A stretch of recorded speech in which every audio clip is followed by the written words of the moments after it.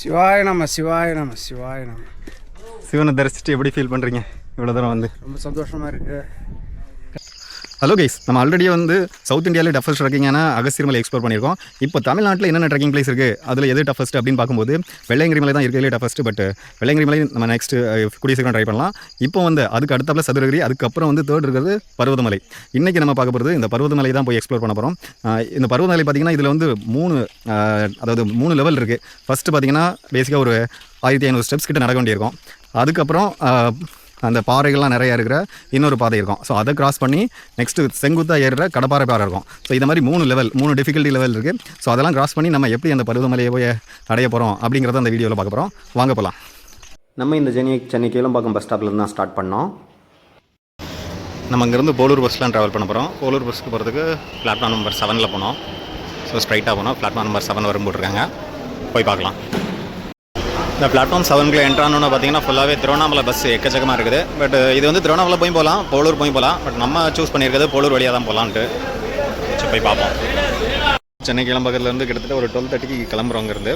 So பின்னாடி bus நம்மளுக்கு ரெடியாக இருக்குது. ரூட் நம்பர் 148 போலூர் வரைக்கும் போகிறோம். ஏன்னா வந்து போலூர்லேருந்து பருவமலைக்கு 21 கிலோமீட்டர். அதுவே வந்து நீங்கள் திருவண்ணாமலையிலேருந்து வரீங்கன்னா ஒரு 40 கிலோமீட்டர் கிட்ட வர வேண்டியிருக்கும். ஸோ அதனால் நான் வந்து போலூரை சூஸ் பண்ணேன்.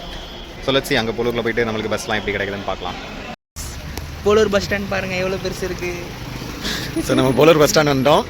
இங்கேருந்து நம்ம வந்து பருவமலைக்கு பஸ் ஏறணும். கிட்டத்தட்ட நம்மளை 4:30க்கு கொண்டாந்து விட்டாங்க. ஒரு மணி பஸ் ஏறணும், 4:30 கொண்டாந்து விட்டாங்க. இந்த லொக்கேஷன்ஸ்லாம் ஏறணும். இதான் போலூர் ஜங்ஷன். ஸோ பருவமலை போகிறதுக்கு பஸ் ஏறியாச்சு. நம்ம இறங்கியிருக்க தென்மாதிமங்கலம் இங்கே இறங்கியிருக்கோம். ஸோ இதில் இருந்து ஸ்ட்ரைட் அந்த வழியில் உள்ளே போகணும்னு சொல்லியிருக்காங்க. இங்கே நிறைய ஆட்டோ ஸ்டாண்டு இருக்குது. ஸோ ஆட்டோ வேணாலும் எடுத்துக்கலாம். நம்ம ப்ரீஃபரபிளி வாக் பண்ணி தான் போகிறோம். போய் பார்க்கலாம். போலூர்லேருந்து செங்கம்புரை இந்த லோக்கல் பஸ்ஸில் நம்ம ஏறினோன்னா நம்மளை வந்து அந்த பருவமலை போகிற வழி அந்த ரூட்டில் பார்த்து இறக்கி விட்ருவாங்க. பட் இங்கேருந்து ஒரு 3 கிலோமீட்டர்ஸ் நடந்தால் நம்ம வந்து பருவமலை அடிவாரம் போனோம். ஸோ காலையிலே சுட சுட தோசை, மணி 6 மணி கூட ஆகலை. மேலே கிளப்பறவங்க சாப்பாடு கிடைக்குமான்னு தெரியல. ஸோ அதனால் சாப்பாடு இல்லை தோசை சாம்பார் நம்மளுக்காக சுட சுட தராங்க. பக்கத்துலேயே ஆட்டோ ஸ்டாண்ட் இருக்குது. இங்கேருந்து அடிவாரத்துக்கு 3 கிலோமீட்டர் நடந்து போகணும்னு நினைக்கிறேன். பஸ் ஸ்டாப்பில் இறங்கினதுலேருந்து பக்கத்துலேயே வந்து நம்மளுக்கு எல்லா ஷாப்ஸுமே அவைலபிளாக இருக்குது. விபூதி வாங்கினா வாங்கிக்கலாம். அதுபோக சாப்பிட்ணுன்னாலும் பிரேக்ஃபாஸ்ட்டுக்கும் சில ஐட்டம்ஸ் இருக்குது. இட்லி தோசை எல்லாமே அவைலபிளாக இருக்குது. தண்ணி எல்லாமே இங்கேயே வாங்கிக்கலாம். ஸோ முன்னாடி பருவமலை தெரியுது, மேலே உயரத்தில் ஒரு சின்னதாக தெரியுது. அப்படியே இந்த சைடு சீனை பாருங்கள் எப்படி இருக்குன்ட்டு. ஏர்லி மார்னிங் சன்ரைஸ் ஆக போகுது. ஸோ இந்த உலகத்தோட ஹீரோவை வரவேற்கிறதுக்காக நம்ம இங்கே ரெடியாக இருக்கிறோம். சும்மா தாறுமாறாக இருக்குது பாருங்கள். ஹீரோ வந்துட்டேன்.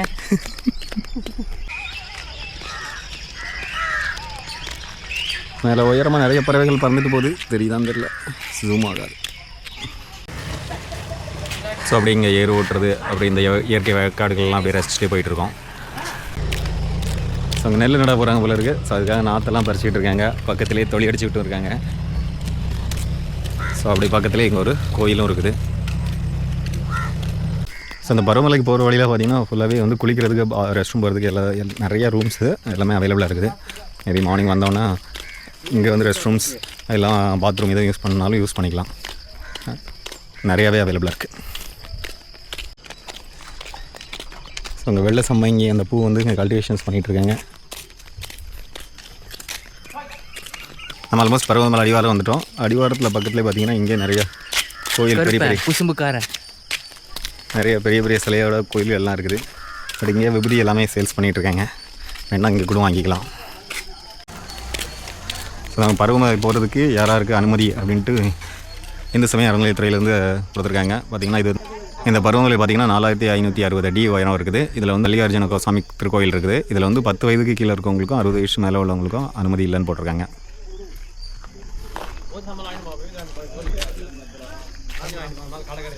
இதுக்கு entry fee, childrens below 12 years no entry fee, adult வந்து 10 rupees, ஃபாரினர்ஸ் வந்து 100 rupees. என்ட்ரி டைம் காலையில் 5 மணிலேருந்து சாயங்காலம் 3 மணி வரைக்கும். இந்த பர்வதமலை என்ட்ரியிலே நம்மளுக்கு வந்து சஞ்சீவி பர்வத ஆஞ்சநேயர் கோயில் இருக்குது. ஆஞ்சநேயர் வந்து சஞ்சீவி மலையை தூங்கின மாதிரி நிற்கிறாரு. ஏன்னா இந்த மலை பருவமலையில் மேலே உள்ள மலை வந்து சஞ்சீவி மலையிலேருந்து எடுத்துகிட்டு வரும்போது விழுந்த எல்லாம் தான் சொல்கிறாங்க. ஸோ அதனால் இந்த ஆஞ்சநேயர் சிலை ஃபஸ்ட்டே இருக்குது. அதனால் இது வந்து சஞ்சீவி ஆஞ்சநேயர் கோயில் அப்படின்னு சொல்கிறாங்க. நம்ம செக் போஸ்ட்டை தாண்டி உள்ளே வரும்போதே பார்த்திங்கன்னா 2 சைடும் அடர்ந்த காடு. அந்த காட்டுக்கு நடுவில் தான் போயிட்டுருக்கோம். பாருங்கள், சுற்றி யாரும் இல்லை, நாங்கள் 2 பேர் மட்டும் தான் போயிட்டுருக்கோம். எக்கச்சக்க மயில் வேறு இதில். ஆமாம், இதில் மயில் எல்லாமே பறவைகளோட சவுண்ட்லாம் சும்மா வேறு லெவலில் இருக்குது. கொஞ்சம் தூரத்தில் பார்த்திங்கன்னா அப்படியே செங்குத்தாக ஒரு மலை தெரியுதா, அந்த மலையோட உச்சிக்கு தான் போக போகிறோம். ஸோ ஆக்சுவலாக மெயின் என்ட்ரன்ஸ்லேருந்து கிட்டத்தட்ட அரை மணி நேரத்துக்கு மேலே நம்ம இந்த ரோடு மாதிரி போட்டிருந்தாங்க, அதெல்லாம் நடந்து வந்தோம். இப்போ தான் வந்து ஸ்டெப்ஸு ஸ்டார்ட் ஆக போகுது. ஸோ பருவதமலை ஓட என்ட்ரன்ஸ் இது தான். அப்படியா, என்ட்ரன்ஸ்லேயே நம்மளுக்கு வந்து பிள்ளையார், முருகன், வள்ளி தேவானையோடு இருக்காங்க. நம்ம என்ட்ரிலேருந்து நடந்து ஒரு அரை மணி நேரம் நடந்ததுக்கப்புறம் இங்கே ஒரு கோயில் வந்தது. இது அந்த கோயில். பாதி தூரத்தில் இன்னொரு கோயில் இருக்குது. பக்கத்தில் வந்து வனதுர்க்கை அம்மன் ஆலயமும் இருக்குது. ஸோ அந்த ஸ்டெப்ஸ்லாம் நடந்து போனோம். இப்போ 8வது ஸ்டெப்ஸில் இருக்கோம். 9, 10வது ஸ்டெப்ஸு. சுற்றி பாருங்கள், அடர்ந்த காட்டுக்கு நடுவில் போயிட்டுருக்கோம். சீனே சும்மா வேறு லெவலில் இருக்குது. முன்னாடியும் தாறுமாறாக இருக்குது. கண்டிப்பாக இதெல்லாம் லைஃப்பில் ட்ரை பண்ண வேண்டிய எக்ஸ்பீரியன்ஸ். இப்போ 100 ஸ்டெப்ஸ் வந்துருக்கோம். இன்னும் 1000 ஸ்டெப்ஸுக்கு மேலே போக இருக்குது. ஆக்சுவலாக 100 ஸ்டெப்ஸ் கிட்ட பார்த்திங்கன்னா கொஞ்சம் ஓப்பனாக இருக்குது. இதுக்கு முன்னாடி அப்படியே ஃபுல்லாகவே டென்ஸ் ஃபாரஸ்ட் மாதிரி இருந்தது, புதராக இருந்தது. இப்போ வந்து கொஞ்சம் ஓப்பன் அவுட்டாக இருக்குது. கிட்டத்தட்ட ஒரு 200 படி தாண்டி இருப்போம். திரும்பியும் பயங்கரமான அடர்த்தியான காடு, ரொம்ப சைலண்ட்டாக இருக்குது. நாங்கள் 2 பேர் மட்டும்தான் இருக்கோம், சுற்றி வேறு யாருமே இல்லை. வா, பார்க்கே எப்படி இருக்குது பாருங்கள், ஃபுல் காடுமே, சுற்றி யாருமே கிடையாது.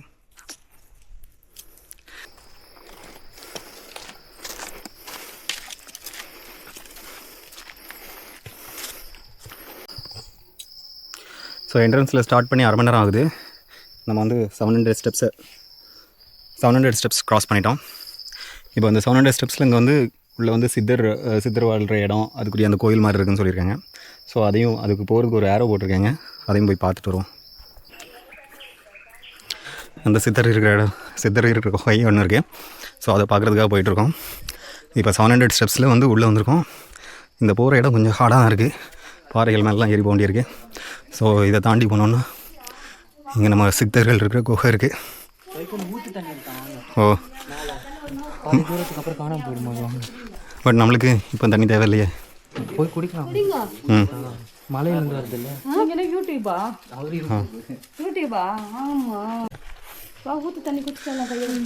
ஸோ அந்த சித்தர் குகையை தாண்டி இப்போ நேராக போனோன்னா இங்கே ஊற்று தண்ணி வர இடம் இருக்குது. அதில் ஊற்று தண்ணி வருதுன்னு சொன்னாங்க, போய் பார்ப்போம். ப்ரோ பார்த்து ப்ரோ. ஓகே, பார்த்து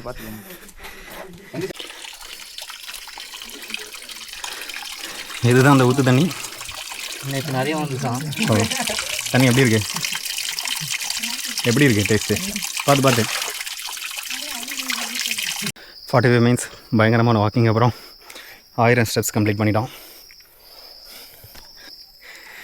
இன்னும் 250 ஸ்டெப்ஸுக்கு மேலே போண்டியிருக்கு. தொடர்ந்து போவோம்.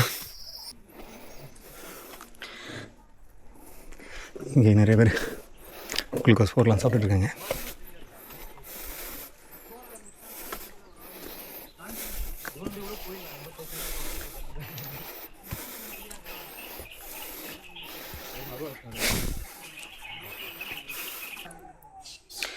கிட்டத்தட்ட 50 நிமிஷத்துக்கு அப்புறம் கடைசி ஸ்டெப்ஸ் இது தான். இதுக்கப்புறம் ஃபுல்லாகவே பாறையெல்லாம் நடந்து போனோம்.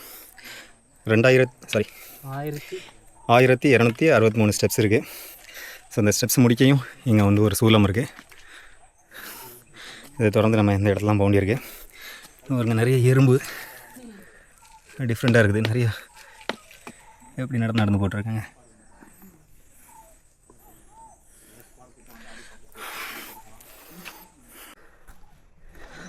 ஸோ நம்ம லெவல் 1 சேலஞ்சை முடிச்சிட்டோம். இப்போ லெவல் 2 பாறை ஸ்டெப்ஸ் வழியாக நடந்து போயிட்டுருக்கோம். இந்த பாறை படிகள் இன்னும் கொஞ்சம் தூரம் இருக்கும். அடுத்த செகண்ட் லெவலில் என்ட்ரி ஆகிருக்கோம். ஸோ இது எவ்வளோ டஃப்பாக இருக்குன்னு பார்க்கலாம். ஃபஸ்ட் லெவல் கிட்டத்தட்ட ஒரு மணி நேரம் ஒரு டஃப் ட்ரெக்கிங் தான். ஸோ அடுத்த லெவல் எப்படி இருக்குன்னு பார்க்கலாம். இங்கே நிறைய இடத்துல இந்த எறும்புகளை பாருங்கள் எவ்வளோ அழகாக நடந்து போயிட்டுருக்கு. ஒன்று ஃபாலோ பண்ணி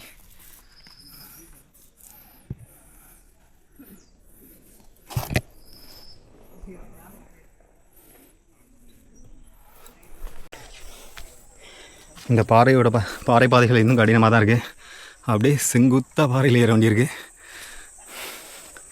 சைடில் எங்கேயுமே பிடிக்கிறதுக்கு பேலன்ஸே இல்லாமல் செங்குத்தாக ஏறி போக வேண்டியிருக்கு. பெரிய பெரிய பாறைகளாக இருக்குது, அது மேலே ஏறி போக வேண்டியிருக்கு. இந்த கல்பாதையை கிராஸ் பண்ணி வந்துகிட்டு இருக்கும்போது இங்கே ஒரு கல் செஞ்ச கோயில் இருக்குது. இது வந்து பார்த்திங்கன்னா பல 100 வருஷங்கள் பழமையான கோயில். இங்கே ஒரு சாஸ்தா சன்னதி இருக்குது. அதுபோக இங்கேயும் வந்து சிவனோட சன்னதியும் இருக்குது. பக்கத்தில் இங்கே வந்து பிள்ளையாரும் இருக்கிறாரு.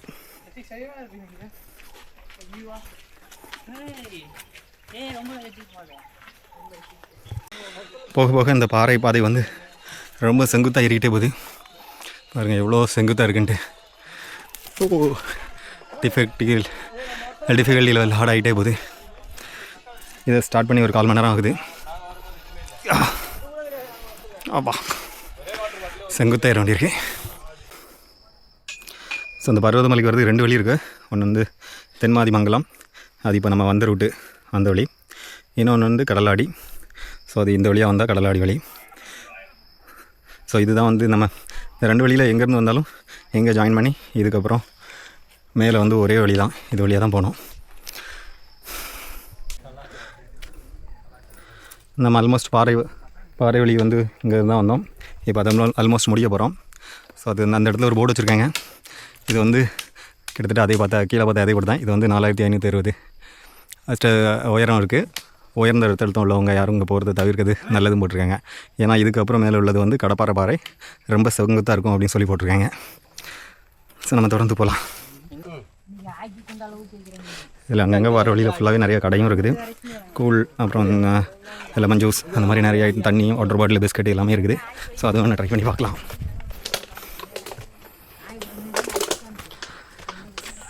நம்ம தனியாக நடந்து போவே கஷ்டமாக இருக்குது. நம்ம தலைவர் பாருங்க சிலிண்டர் தூக்கிட்டு வர்றாரு, தி கிரேட் பாகுபலி.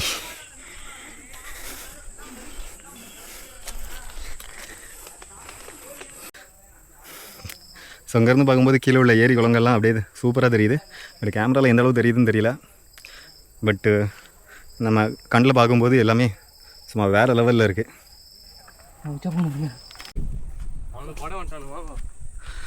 ஸோ அங்கேருந்து பார்க்கும்போது ஃபுல் இந்த கல்வராயன் மலையோட வியூஸ் சும்மா வேறு லெவலில் இருக்குது.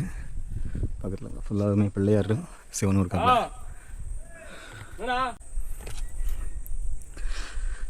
ஸோ அங்கேருந்து வியூ வேறு லெவலில் இருக்குது. ஒரு 360.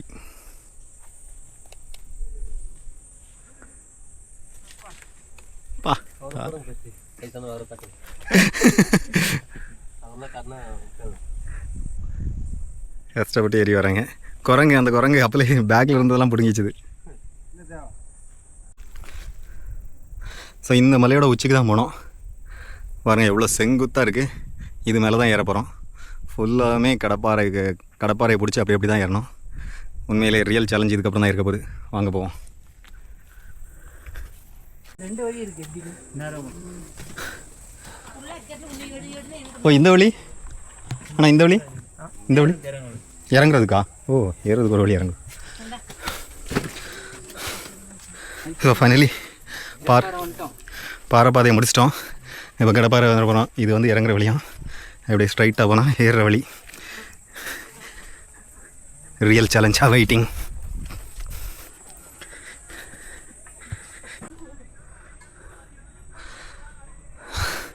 ஸோ அந்த கடப்பாறை பாதை உண்மையிலே டஃப்பாக தான் இருக்க போகுது. எவ்வளோ செங்குத்தாக ஏற வேண்டியிருக்கு. ஒன்லி கடப்பாட்டை மட்டும் தான் பிடிக்கிறதுக்கு பேலன்ஸு. எல்ஹெச்சி அந்த கடப்பாறை வழி எப்படி இருக்குன்னு பாருங்கள். எல்லாம் சின்ன சின்ன படியாக தான் இருக்குது. அப்படியே செங்குத்தாக ஏற வேண்டியிருக்கு. இதுக்கு மேலே வீடியோ எடுக்க முடியுமான்னு தெரியல. மேலே போய் தான் பார்க்கணும். பாதி தூரம் ஏறி வந்துட்டோம். ஸோ திரும்ப ஏற வேண்டியிருக்கு. கால் வைக்கிற இடத்த பாருங்கள். இப்படி செங்குத்தாக ஏற வேண்டியிருக்கு. இன்னும் மேலே போயிட்டே இருக்கு. ஸோ தலைகளாக இருக்கு. இதிலேருந்து ஏறி வந்திருக்கோம். இப்போ திரும்ப இன்னும் செங்குத்தா தண்டவாளம் மாதிரி இருக்குது. இதில் ஏற வேண்டி இருக்குது. ரியலி டஃப் தான். சுற்றி உள்ள சீனரிஸ்லாம் வேறு லெவலில் இருக்குது. ஸோ இதில் வந்து கிட்டத்தட்ட முக்கால்வாசி வந்துட்டோம். மேலே தெரியுது கோயில். இன்னும் கொஞ்சம் தூரம் தான் மூடி இருக்குது. இதில் ஒரு கோட்டை மாதிரி கட்டியிருக்காங்க. நம்ம பிரதர்ஸ்லாம் நம்ம கூட வந்திருக்காங்க. ஸோ இன்னொரு டஃப்பான கொஞ்சம் தூரம் இருக்குது. போகலாம். அவங்க கூட வந்து இன்னொருத்தர் அவர் முன்னாடி போயிட்டார். சவுண்டும் காணும். ஸோ நடுவில் தண்டவாளம் மாதிரி இருக்குது.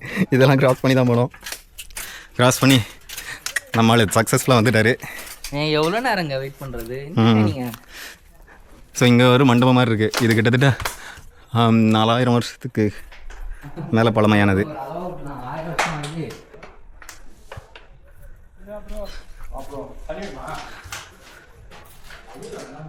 ஸோ ரொம்ப பழமையான ஒரு கட்டிடம் இருக்குது. ஆனால் அந்த காலத்துலேயே இதை கட்டியிருக்காங்க. இன்னும் கொஞ்சம் கூட சிதையாமல் அப்படியே இருக்குது. ஸோ இந்த ஏரியாவில் எவ்வளோ டேஞ்சராக இருக்குது பாருங்கள். ஒரு சின்ன ஒரு கம்பி தான். இதில் வந்து வழி விழுந்தால் பாருங்கள் எவ்வளோ பெரிய பள்ளம். எலும்பு விழுந்து ஏறாது.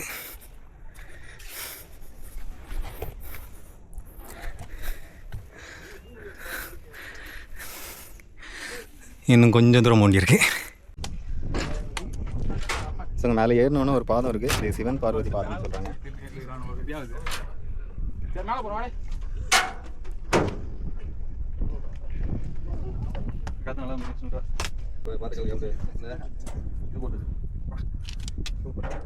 மேலேருந்து பார்க்கும்போது வேறு லெவலில் இருக்குது. அங்கே போய் நிற்போம். மூத்தது மெஞ்சு எவ்வளோ வருங்க நம்மளுக்கு போனேன்.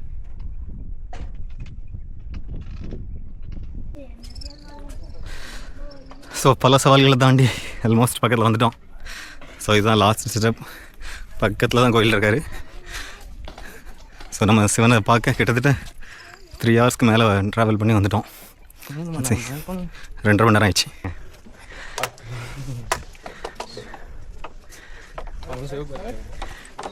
சிவாய நம சிவாய நம சிவாய நம. சிவனை தரிசிச்சுட்டு எப்படி ஃபீல் பண்ணுறீங்க இவ்வளோ தூரம் வந்து? ரொம்ப சந்தோஷமாக இருக்குது. கஷ்டப்பட்டு சிவனை பார்க்க ரொம்ப உன்னதமாக இருக்குது. ஓகே. ஸோ எவ்வளோ நேரம் ஆச்சு நீங்கள் ஏறுறதுக்கு? புரியல. எவ்வளோ நேரம் ஆச்சுது மேலே வர்றதுக்கு? 5 ஹவர்ஸ் ஆச்சா? 5 hours. Okay. 5 hours. 5 hours hard ஜேர்னிக்கு அப்புறம் கடைசியாக சிவனை வந்து பார்த்தாச்சு. ஆமாம். வெற்றி வெற்றி வெற்றி வெற்றி வெற்றி அடைஞ்சாச்சு. வெற்றி வெற்றி வெற்றி வெற்றி வெற்றிக்கிறவங்க மேலே வந்து வா. முன்னாடி இந்த பருவதமலையில் அடிக்கடி அதாவது இங்கே சுற்றி உள்ள மலையில் இது உயரமாக இருக்கிறதுனால இங்கே அடிக்கடி லைட்னிங் அதாவது இடி மின்னல் இங்கே அடிக்கடி தாக்கும். ஸோ அதுக்காக இங்கே தனியாக ஒரு டவரே வச்சுருக்காங்க லைட்னிங்லேருந்து பாதுகாக்கிறதுக்காக.